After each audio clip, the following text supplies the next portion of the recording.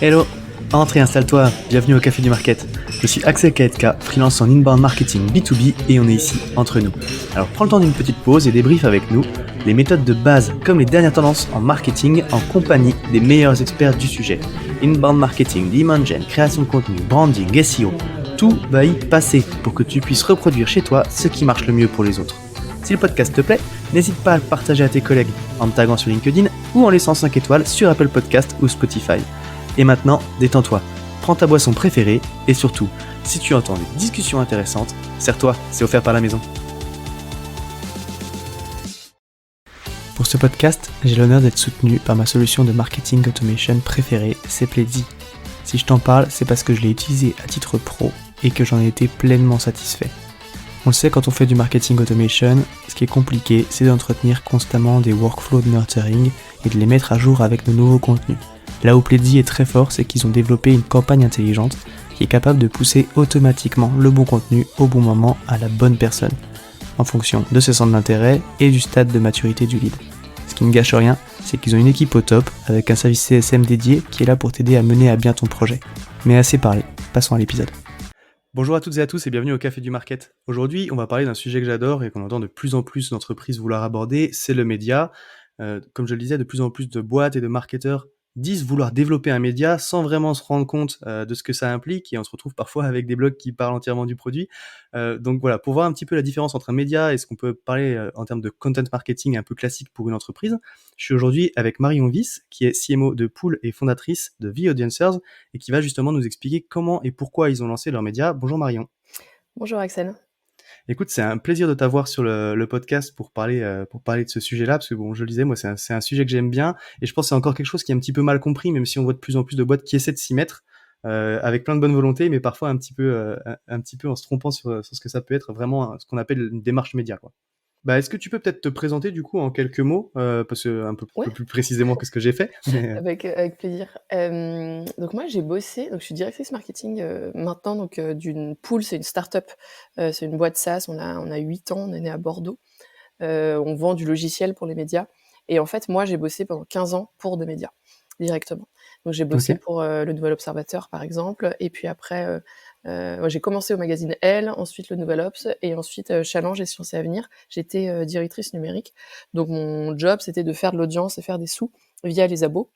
Mmh. Et c'est comme ça que j'ai rencontré Pool, je l'ai fait rapidement, on a monté une boîte ensemble et puis on a fusionné. Donc voilà, donc moi j'ai un passé média, j'ai pas un passé média journalistique, mais même si j'ai baigné pendant 15 ans au milieu des journalistes, mais moi j'étais sur les sujets techniques et marketing où j'ai fabriqué des supports médias pendant donc des sites médias et des applis pendant 15 ans et j'ai cherché à les monétiser.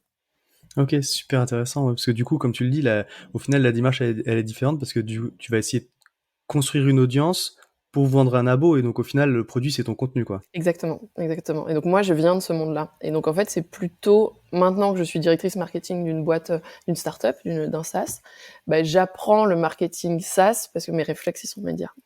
OK, super intéressant. Bah, c'est justement, ça va bien nourrir l'approche du sujet, quoi. Bah, rentrons tout de suite, du coup, dans le vif du sujet. Je le disais en intro, vous avez lancé un média qui s'appelle The Audiencers. Yes. Est-ce que tu peux m'expliquer un petit peu comment est né ce projet? À quels enjeux ça répondait? C'est quoi la démarche derrière, quoi? Alors, donc Pool, je disais, c'est un logiciel, donc ma boîte au départ, Mmh. c'est un logiciel qui s'adresse aux éditeurs de contenu en ligne. OK. Précisément, on vend des paywall dynamiques, c'est notre produit historique, et toute une suite pour gérer engager, fidéliser les membres et abonnés des sites qui font du contenu. Donc, concrètement, c'est quand vous commencez à lire un article et qu'au bout de 2 paragraphes, on vous bloque, ça s'appelle un paywall. Voilà, nous on vend cette technologie. C'est toi? C'est nous. Désolée. À chaque fois, je l'ai Ouais, c'est toi, évidemment. en fait. Donc c'est nous, on est leader en France, donc oui, c'est probablement nous que vous croisez à chaque fois que vous êtes bloqué dans la lecture d'un article. Donc moi, ma cible, en tant que directrice market de cette boîte, les gens qui achètent Pool, ce sont des directeurs marketing ou des directeurs digitaux de grands médias ou de grands éditeurs de contenu au sens large. C'est pas forcément un titre de presse au départ, ça peut être des broadcasters, ça peut être des gens qui font de l'e-learning, qui proposent des formations d'e-learning et qui veulent en fait faire du gated content. Donc de bloquer leur contenu et demander un truc en échange. Le truc, c'est souvent un abonnement payant, c'est parfois une création de compte, c'est parfois une inscription newsletter. Donc bref, moi, ma cible market, mon persona au départ, c'est vraiment donc le quelqu'un qui bosse avec des audiences et qui cherche à les monétiser.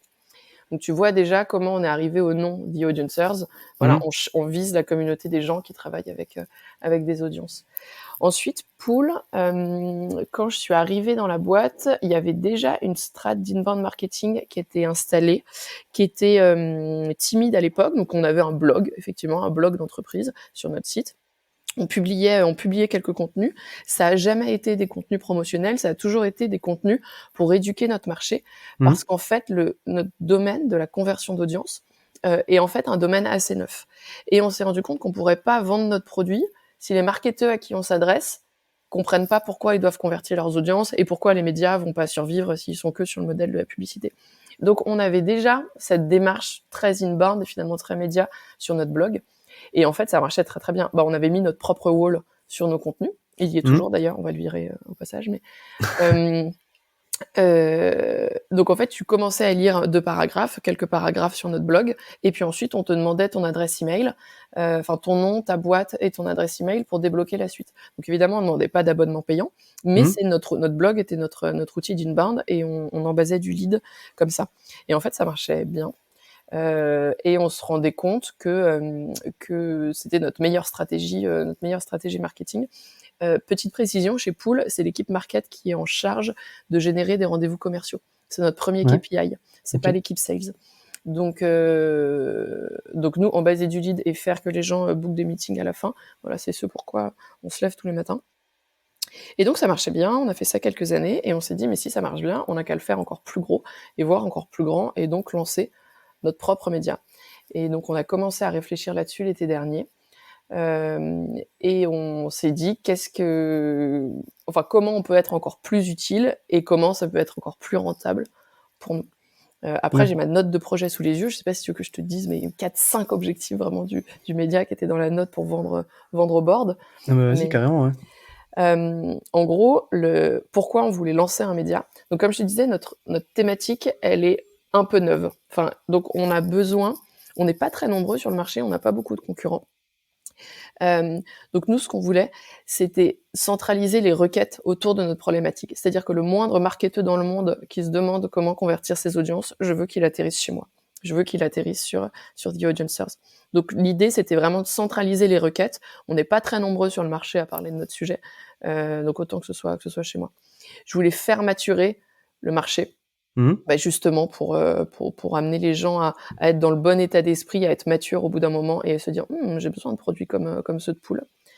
On voulait aussi se positionner comme principal sachant en incarnant notre expertise sur les sujets de conversion d'audience et évidemment en gommant l'aspect commercial des contenus qui peut parfois y avoir sur un blog d'entreprise. Ça, l'histoire de gommer l'aspect commercial, c'est une question qu'on s'est beaucoup posée en disant est-ce qu'on garde le logo Pool en haut, tu vois, dans le header. Est-ce qu'on s'appelle est-ce qu'on s'appelait le média de Pool? On a vite décidé que non. On parlait de Mark Lloyd de Daily Swile en préparant cette interview. Eux, ils ont décidé de garder pour leur média le nom de l'entreprise dans le nom, dans leur nom de média. Bon, nous, on a décidé de pas le faire et on a même décidé d'enlever le by Pool. Au début, on voulait le faire, puis finalement, on a enlevé. Et puis, on voulait évidemment rendre un service à nos clients et à nos prospects et prouver notre utilité pour répondre aux besoins et difficultés de la cible, pour finalement rendre évidente la décision d'achat de Pool. Et je pense que cet avant-dernier point, donc être utile à nos prospects et à nos clients, c'est exactement la question qu'il faut se poser quand on est une entreprise et qu'on envisage de lancer un média. Quand on lance un blog d'entreprise, c'est l'énorme différence entre un blog d'entreprise et un média. C'est que le média, il est utile, et il répond aux besoins de ta cible. Le blog, il parle de toi. Ok, super intéressant. Et du coup, alors tu l'as dit un petit peu, parce que c'était ma question d'après, au final, c'est quelle est la différence entre effectivement une stratégie de contenu classique et puis une stratégie média. Donc qu'est-ce que ça implique en fait au final d'adopter cette position-là de média? Et puis après, comment est-ce que du coup tu construis ta stratégie éditoriale comparée à ce que tu aurais pu faire par exemple sur ton blog? Ouais. Alors, pour moi, la grosse différence entre un blog d'entreprise et un média, c'est que le média, il met les besoins de sa cible au centre de sa réflexion. Vraiment, il se dit qu'est-ce qui va intéresser ma cible et qu'est-ce qui va les aider dans leur vie, pro ou perso. Et cette question, il faut se la poser très sérieusement. Il faut pas juste se dire ah, je suis user-centrique. Non, non, tu te demandes vraiment, tu vas parler à ta cible, à tes clients, à tes prospects. Tu dis qu'est-ce qui vous aide. Et qu'est-ce qui vous aide? Il y a les besoins officiels. Nous, on a une cible B2B. Donc, ils vont nous dire, bah moi, en média, The Audiencers, ça m'aide à mieux faire mon boulot, ça m'aide à m'inspirer, à gagner du temps sur les benchmarks. Ça, c'est en café, ils vont toujours te dire les raisons officielles. Mmh. Et puis, tu as les raisons officieuses. Ils ont besoin de briller auprès de leur boss. Ils ont besoin éventuellement d'écraser un collègue, de montrer qu'ils sont plus malins que le consultant qu'on leur a collé sur le dos depuis quelques semaines. Ils ont parfois besoin de sécuriser leur période d'essai en montrant, regardez, moi je fais vachement de benchmarks internationaux, et puis probablement qu'ils piquent pas mal de nos contenus, qu'ils sourcent pas, mais peu importe. Moi, le but, c'est pas qu'on parle de The Audiencers, c'est de devenir indispensable dans la vie des pros que je vise. Donc cette idée d'être au centre du user needs, je pense que tu en as parlé plein de fois dans ton podcast, le modèle user needs 2.0 de Dimitri Shishkin, qui part de 4 besoins principaux: savoir faire, donc de la cible, savoir faire, comprendre et ressentir.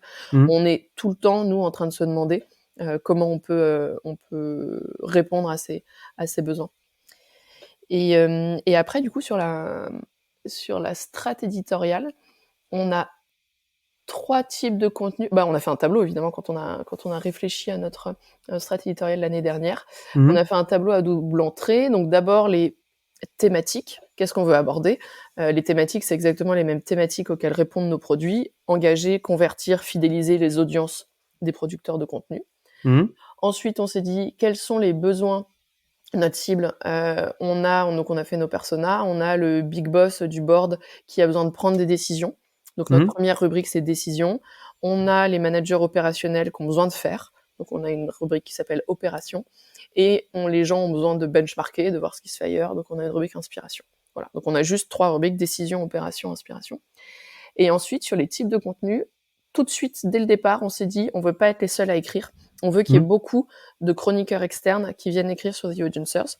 Déjà pour crédibiliser notre propos et que ce Mmh. soit pas les gens de pool qui écrivent, et aussi pour bénéficier de leur propre réseau. C'est-à-dire que quelqu'un qui a sa tête en gros sur un article, il est content de faire un post sur LinkedIn pour dire oh regardez j'ai été, mais comme moi je vais faire avec ton podcast, je dis oh Évidemment. regardez j'ai été interviewée par Excel, je suis tellement fière. Donc moi ça va me flatter un peu, toi ça va t'apporter un peu de visibilité. Ça marche comme ça. Donc l'idée des chroniqueurs externes, elle était là dès le début. Donc moi j'ai 3 niveaux de contenu. Je te disais les contenus qui sont produits par les chroniqueurs externes, qui sont en accès libre, c'est le deal. Moi, je paye personne, donc ils ont de la visibilité. En échange, leur article est complètement lisible. Je rappelle que je suis dans le business du gated content, donc je me pose tout le temps la question de est-ce que les articles sont ouverts et fermés ou Mmh. fermés. Ensuite, j'ai les articles qu'on produit nous, donc où là, il y a un wall dessus. Donc le premier article est offert et au deuxième, je vais te demander de me laisser tes datas professionnelles pour t'ouvrir l'article, Mmh. qui vont aller directement dans mon HubSpot. Et on a les contenus qu'on produit exclusivement pour nos clients, qui sont des contenus très très exclusifs qui demandent beaucoup de travail et qui sont en général des data marchés que personne n'a. Et donc là j'ai un énorme wall et il faut être client pool pour y accéder. Donc OK. ça c'est mes 3 niveaux d'accès. OK. Et ça c'est intéressant du coup. En termes de comment tu gères du coup ce que tu vas rendre, accessible, libre, tu vois, pour attirer et puis quand même montrer ta valeur? Parce que bon, laisser les coordonnées, surtout pour accéder à des articles, il y a quand même de la friction, tu vois? On a tendance à dire justement de plus en plus le gated content, est-ce que ça vaut le coup ou pas? Parce que, voilà, est-ce que c'est pas mieux au final que le plus de monde accède à ton contenu pour en découvrir la valeur? Comment tu gères, cette partie-là? Enfin moi je suis persuadé que ça continue à fonctionner, hein, en fonction de comment tu le traites. Si ça a de la valeur derrière, les gens continuent à laisser les coordonnées, mais comment est-ce que tu vas justement, En fait, si je récupère pas les coordonnées, je travaille dans le vide. Moi, de l'audience, toute seule, elle m'intéresse pas du tout. Je n'ouvre jamais Google Analytics. J'ouvre aucun truc d'analytics, j'en ai rien à faire de nos audiences, ça m'intéresse pas. Si le lead, il est pas dans HubSpot, j'ai travaillé pour rien. On est une boîte B2B, on parle à des humains, des hits sur Google Analytics, ça achète pas nos logiciels. Donc ça, moi, l'audience, je m'en fiche complètement. Je m'en fiche d'autant plus que j'ai pas de publicité sur The Audiencers. Donc vraiment, faire de la page pour faire de la page, ça m'apporte rien. Donc rentrer mes leads, c'est ce pourquoi on a fait le média. Premièrement, donc c'est évident qu'on fait du gated content. Et deuxièmement, ça m'aide aussi à savoir qui me lit. Et ça m'aide d'autant plus à réorienter après ma ligne éditoriale. J'ai fait un article il y a quelques mois qui disait comment j'ai évité de gâcher 500 000 euros. 500 000 euros, c'est en gros le budget market de l'année pour Pool, en faisant du gated content. En fait, donc nous, on a 2 cibles. On a les médias. Et puis, j'ai oublié de dire qu'on est bilingue aussi. On est français et anglais. Le site, il est dans les 2 langues. On a 2 grosses cibles, admettons groupe A, groupe B. Et en fait, je me suis rendu compte, sans faire vraiment attention, qu'on produisait beaucoup de contenu pour le groupe A. Ok. Et que du coup, j'attirais des leads A. Ce qui était bien, mais en fait, les leads A, moi, je suis déjà leader sur le marché A. Et donc, je m'en fiche. Ce que j'ai besoin, c'est que mon média, il me serve à adresser le marché B. Et donc, en ayant fait du gated content et en ayant fait la qualif des leads qui tombaient chez HubSpot, je me suis dit, oula, je fais une erreur, attention, ma ligne éditoriale, elle est trop orientée A, je vais l'orienter un peu plus B pour faire venir les gens du groupe B à moi. Okay. Et ça, si j'avais pas fait du gated content, je m'en serais jamais rendu compte. J'aurais continué à avoir mes courbes sur Analytics et j'ai beaucoup d'audience, je suis contente. Ouais. Effectivement. Ça, c'est intéressant parce que du coup, c'est ce que j'allais te demander justement comment est-ce que tu gères cette double casquette CMO, éditrice en chef, du coup, et c'est quoi les interactions entre le média et la partie business de Pool? Est-ce que les objectifs sont partagés? Quels sont les objectifs que tu suis? C'est quoi les KPI? Du coup, tu rentres un petit peu dedans, là. Ouais. Donc effectivement, moi je suis directrice market et The Audiencers, donc le média, c'est un projet de l'équipe market. C'est pas du tout un projet à part. Donc en fait, j'ai pas 2 casquettes, j'ai 2 titres, mais ça c'est pour LinkedIn. Mais en gros, j'ai un seul objectif, c'est générer des rendez-vous commerciaux pour Pool. Ça, c'est le KPI qui est partagé par tout le monde et c'est mon KPI à moi et de toute mon équipe. Dans mon équipe market, j'ai des producteurs de contenu, j'ai des growth et j'ai des SDR, donc des pre-sales. Et en fait, c'est mon funnel. Donc, on fabrique du contenu. Donc, le contenu, c'est à la fois sur le site, on a des groupes WhatsApp et on fait pas mal d'events en vrai aussi. Donc, on a des producteurs de contenu. Tout est gaté. Donc, je récupère les leads, ça arrive dans HubSpot. Là, j'ai les pre-sales qui s'occupent de la qualification et du lead nurturing. Donc, évidemment, on a plein de séquences plus ou moins automatisées avec du LinkedIn, de l'email et du téléphone. Et j'ai le growth qui essaye d'automatiser un petit peu tout ça. Et le but, c'est de transformer des leads médias en prospects pour Pool. Et c'est le cœur de l'activité market. Donc les deux, en fait, vraiment se suivent, sont pas du tout opposés. Le média sert à remplir le pipe de lead de Pool. Ok. Et du coup, il y a une autre question qui m'intéressait quand tu le disais, c'est que tu dis que ton contenu, il est gaté, mais du coup, vu que c'est un paywall, est-ce que ça rank quand même en termes de SEO? Ça marche comment par rapport aux robots, du coup? Ouais, alors il y a plein de manières de gater son contenu. On va pas rentrer dans les détails tech, mais on a fait plein d'articles sur paywalls and SEO. J'ai un webinaire d'ailleurs dans 3 semaines là-dessus. Donc oui, alors ça pose pas de problème en SEO si tu le fais bien. Déjà, tu as 2 manières de gater. Tu peux gater côté serveur ou côté navigateur. C'est pas du tout la même chose. Quand tu gates côté serveur, évidemment, le contenu n'est plus dans la page. Donc il faut faire 2-3 ajustements pour que ça se passe bien. Mais en général, si c'est bien travaillé, il n'y a pas de problème. Il n'y a pas de problème sur le SEO. Mais encore une fois, moi, sur mon marché B2B, le SEO est pas du tout ma première source de trafic. D'ailleurs, c'est assez marrant. Ma première source de trafic, c'est, je te dis que j'ouvre pas Google Analytics, mais je l'ouvre quand même un peu de temps en temps. Mais c'est Microsoft Teams. Ok. Et c'est là où je suis, moi, très contente. C'est une grande victoire que ma première source de trafic, ce soit des messageries internes, parce que ça montre que les pros se refilent les articles. Très intéressant ça. Du coup, tu le fais connaître. Si le SEO, c'est pas ta première source de trafic, comment est-ce que tu le fais connaître ton contenu au final? Comment est-ce que tu le distribues? En construisant une communauté autour de moi, autour de nous, en étant évident et en faisant du contenu que personne n'a. Là où on a de la chance, et là on a beaucoup travaillé ça aussi. Comme je te disais en intro, moi ça fait 15 ans que je bosse dans les médias. Donc en fait, ma cible en France, je la connais, et pour la plupart, c'est des potes, c'est plus ou moins des potes, et en fait, nos médias sont très personnifiés. Donc moi sur la version française, ma collègue Madeleine qui est anglaise sur la version anglaise, en fait il y a notre tête partout, il y a nos têtes sur les contenus, et donc on a beaucoup de personal branding autour de nos figures à nous. Donc quand j'ai lancé The Audiencers, le marché français, mon marché français, qui est donc mon network, mon réseau à moi perso, Marion Viss, a été tout de suite au courant. Et en fait, c'est des gens qui me suivaient déjà. Donc évidemment LinkedIn, beaucoup. On a fait un event en vrai, il y a, un à Paris, un à Londres en septembre-octobre. On a créé des groupes WhatsApp pendant les events pour tenir au courant les gens. Il y a telle conférence qui commence, donc c'était des grandes journées de conférences. Il y a telle conférence qui commence à telle heure, etc. Et en fait, j'ai embasé tous les numéros de téléphone de tout le marché. Je suis trop contente. et du coup, ce groupe WhatsApp, je l'ai transformé maintenant en communauté. Et donc, je partage des articles là. Et puis, le coup des chroniqueurs externes, ça marche très, très bien. Les gens, maintenant, on n'a plus besoin d'aller les chercher. C'est eux qui nous proposent des contenus. Et ensuite, ils écrivent pour nous et puis ils partagent dans leur réseau. Et ça marche comme ça. Ok, très cool. Et d'ailleurs, je suis très nulle en SEO, au passage. Mais je sais qu'on a un énorme défaut de SEO et c'est un sujet qu'il faut que je travaille. Ouais, d'autant que si vous avez plein de contenu écrit, effectivement, ça peut être un levier, quoi. On a publié 300 articles, tu vois, en un an. C'est clair. Et du coup, vu que vous êtes beaucoup sur du contenu écrit, justement, comment est-ce que tu vois l'arrivée de l'IA par rapport à ce que vous faites, à ce que vous produisez Alors, l'IA, elle nous aide beaucoup pour la traduction. Ouais. Comme on est bilingue français-anglais, on a vraiment gagné beaucoup, beaucoup de temps ces derniers mois en traduisant de l'un à l'autre, d'une langue à l'autre. Après, sur la production de contenu, on est sur un sujet qui est tellement niche, tellement précis, spécifique, que pour le moment, à chaque fois que je demande à ChatGPT de m'aider sur une intro de conférence ou sur une intro d'article, franchement, il est plus ou moins à côté de la plaque. Ça marche pas. Et nous, notre truc, il fonctionne aussi parce qu'encore une fois, on cherche la communauté, et c'est dans notre nom de The Audiencers, le EARS, il veut vraiment dire ça. Il veut dire, c'est la communauté des gens qui bossent avec des audiences.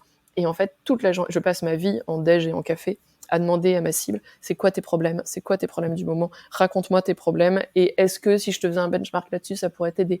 Est-ce que si on fabriquait un worksheet que tu pourrais télécharger pour aller faire le malin devant ton boss, ça pourrait t'aider? Ça, ChatGPT va pas le faire à ma place, d'aller faire des déj et des cafés pour interroger la cible. Carrément. Ça, tu vois, on le dit jamais assez, mais c'est vrai qu'au final, cette relation-là, alors, à la fin, quoi qu'il arrive, ça te reste des personnes, quoi. Alors, c'est bien d'aller regarder les datas, d'aller faire des A/B tests, de voir un petit peu ce que te disent les différents résultats, sauf qu'à la fin, quand t'as une conversation, c'est quand même comme ça que t'apprends à connaître les gens, quoi. Et voilà. Et puis le problème, c'est que c'est, encore une fois, tout l'officieux, c'est là où on rend un service. Tu dis, oui, moi, j'ai besoin de m'inspirer. Oui, ils ont besoin de s'inspirer. Mais en vrai, je voudrais une augmente. Ouais. En vrai, c'est je voudrais une augmente, bien sûr. Ouais, c'est clair.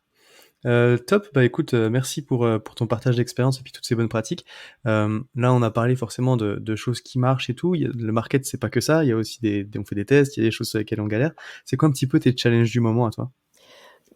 Justement, cette ligne de démarcation entre la marque The Audiencers et la marque Pool, elle est pas tout le temps évidente, et elle est pas tout le temps évidente même en interne. On a très souvent des débats en interne avec notre CEO, avec les autres personnes pour, tu vois, il y a et puis moi, c'est souvent moi qui finis par arbitrer, mais pareil, je change souvent d'avis. À quel point on parle de Pool sur le média? Là, par exemple, on a annoncé avant-hier, un partenariat avec donc au niveau Pool, un partenariat technologique avec une grosse boîte canadienne. J'ai fait, en tant que directrice marketing, j'ai fait un communiqué de presse, etc. J'étais contente, j'ai eu 1 ou 2 articles sur des sites pro. Et nous, on n'a rien fait sur The Audiencers. Et c'est quand même une blague. On n'ose pas parler de notre propre partenariat tech sur notre propre média, qui maintenant est devenu le média, je pense, le plus lu dans notre industrie. Et on n'ose même pas parler de nous-mêmes parce qu'on veut pas être trop promotionnel et on veut pas faire ce que tu disais en intro, être un blog d'entreprise. Mais à la fois, est-ce qu'on n'est pas un peu idiot aussi de se couper de ça? Donc cette question, on se la pose tout le temps. Tu vois, là, on a fait des events en vrai, on avait la scène. Est-ce qu'on met les gros kakémono pools de chaque côté des events alors que c'est un event The Audiencers, mais est-ce qu'on met la promo pool? Parfois, je pense qu'on le fait trop, parfois on le fait pas assez. Et c'est vrai que cette ligne, cet équilibre est difficile à trouver. Le deuxième sujet, c'est la transformation des lead audiencers en prospects pour pool. Ça n'a rien d'évident non plus. Alors, on a compris comment faire de l'inbound market, ça marche bien. Les leads viennent à nous. Globalement, ils laissent leurs coordonnées. J'ai un taux de conversion sur mon data wall de 20%. Tu vois, Ok. c'est absolument énorme par rapport à d'autres médias. Donc j'ai 20% des gens qui nous lisent, qui me laissent leurs coordonnées. Donc je suis contente. Après, ces gens, ils n'ont pas tous besoin d'une solution de paywall dynamique dans la seconde. Donc comment je guide notre équipe pre-sales pour aller faire ami au téléphone, et ne pas oublier de leur caler un rendez-vous pour pool, mais en même temps pas trop frontalement. Ça, pareil, tu vois, on expérimente vachement et je peux pas dire qu'on ait encore trouvé la recette magique. Et le dernier sujet, c'est la langue.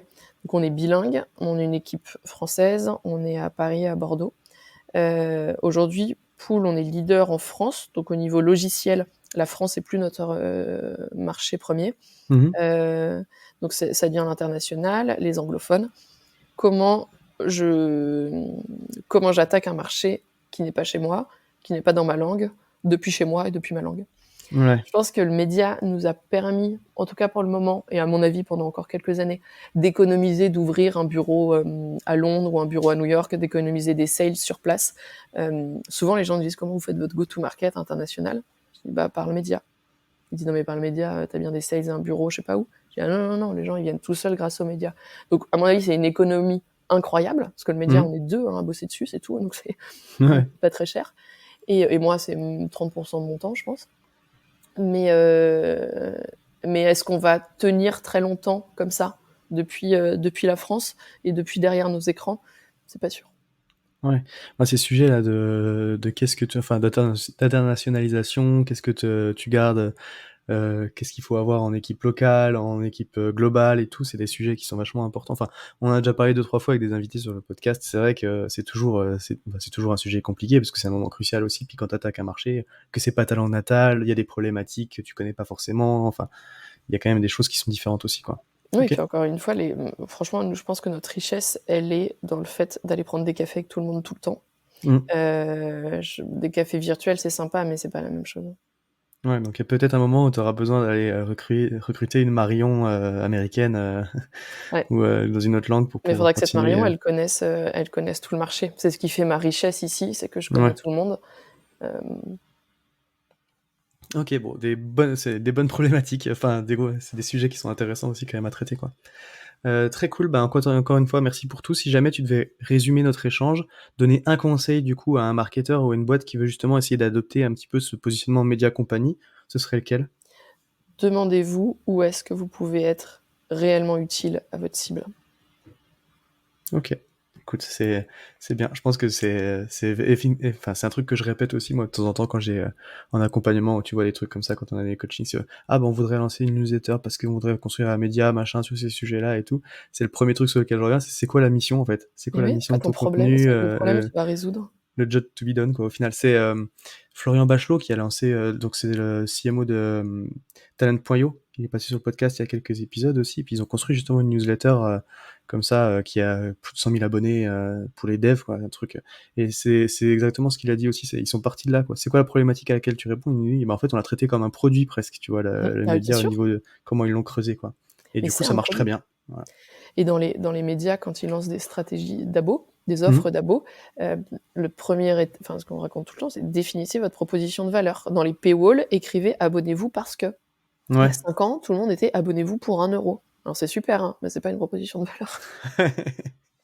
C'est clair.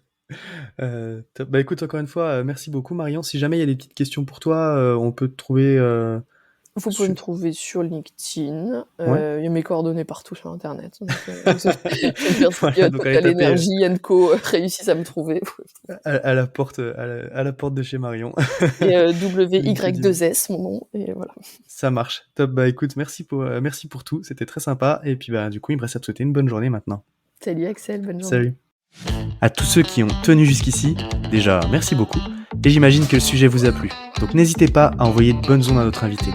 Pour ceux qui le souhaitent, le meilleur moyen de soutenir le podcast, ça reste d'en parler autour de vous et de laisser 5 étoiles sur ta plateforme d'écoute préférée. Je compte sur toi. Dans tous les cas, à bientôt pour un prochain rendez-vous au Café du Market.